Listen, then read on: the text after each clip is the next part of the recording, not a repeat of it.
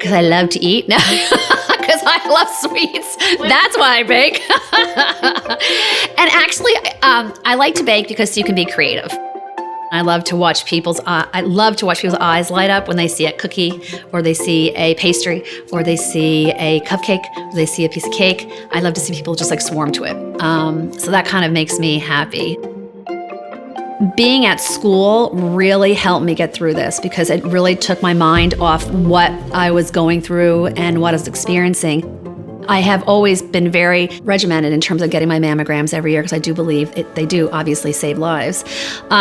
So I went in, had my mammogram. The results came back like a day or two later, and it was definitely breast cancer, stage 1, invasive lobular.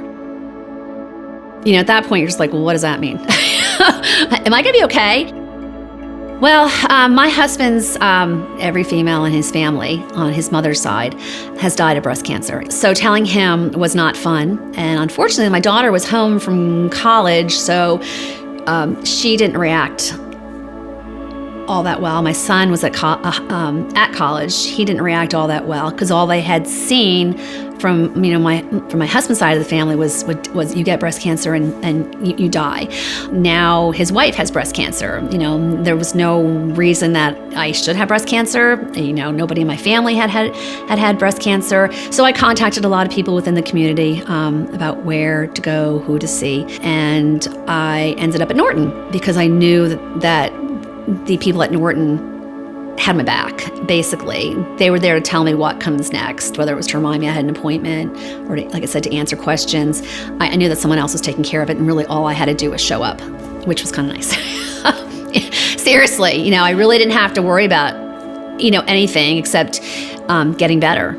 I never felt alone. Well, first of all, a patient is not their tumor.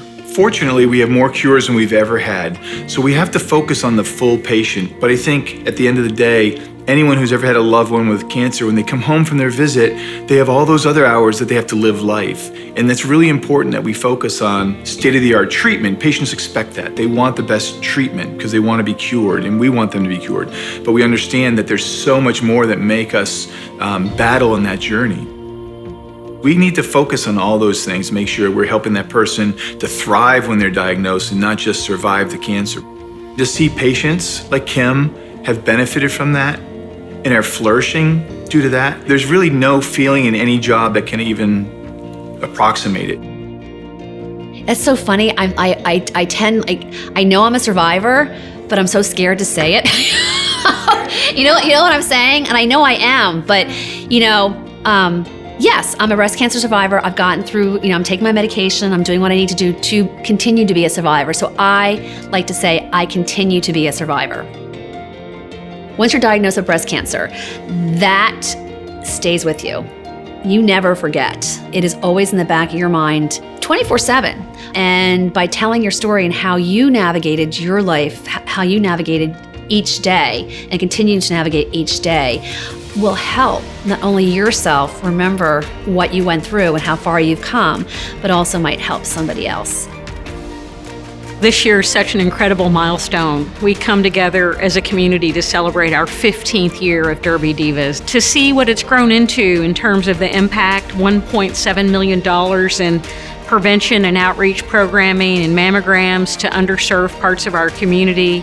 This is not just providing clinical care, but truly being called to serve and being called to care for patients when they need it most. When we think about the incidence of cancer in our community, we know that Jefferson County continues to outpace the state. We know that our state outpaces the nation in terms of the incidence of breast cancer. There's so much that continues to need to be done in terms of awareness and continuing to improve access and continuing to ensure that people feel comfortable coming forward and that there's not fear in knowing, that fear really is the catalyst for action and for hope and for survivorship. And certainly the dollars that we raise make that possible.